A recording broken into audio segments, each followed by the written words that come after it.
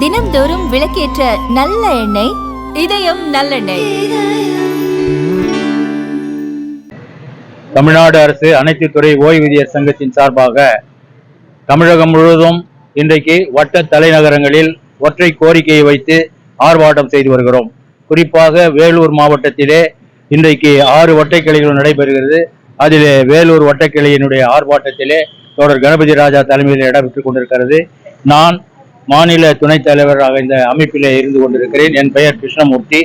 இந்த ஏற்கனவே எங்கள் அமைப்பிலே 25/7 அன்றைக்கு அரக்கோணத்திலே கூடிய மாநில செயற்குழுவில் இந்த அரசின் தான் தோன்றித்தனமான இந்த அரசு ஆணையை அவர்கள் மாற்றி அமைக்க வேண்டும் என்ற பிரதானமான கோரிக்கையை வைத்து தமிழகம் முழுவதும் இத்தகைய நிலையை நாங்கள் எடுத்திருக்கிறோம். உண்மையிலேயே தமிழக அரசு ஓய்வூதியர்கள் மேல் அக்கறை கொண்டிருக்குமானால் எங்களையும் அழைத்து பேசிதான் ஒரு ஒப்பந்தம் போட வேண்டும்.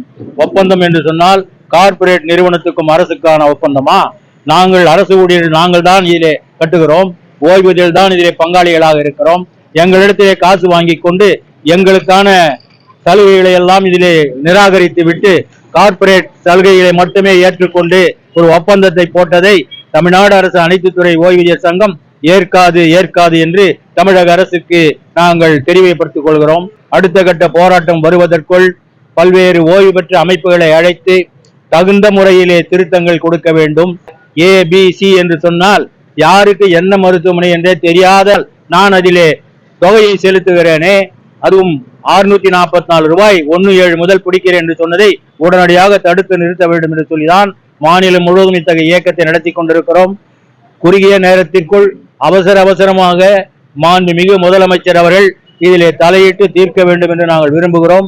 இல்லை என்று சொன்னால் எங்களுடைய போராட்டம் அடுத்த கட்டத்தை நோக்கி 8/8 அன்றைக்கு பல்வேறு அமைப்புகளை இணைத்துக் கொண்டு போக்குவரத்து ஓய்வூதியர்கள், மின்வாரிய ஓய்வூதியர்கள், அதே போன்று தமிழகத்திலே இருக்கிற ஓய்வூதியர்கள் எல்லாம் இணைத்துக் கொண்டு 8/8 அன்றைக்கு ஆர்ப்பாட்டம் நடத்த இருக்கிறோம்.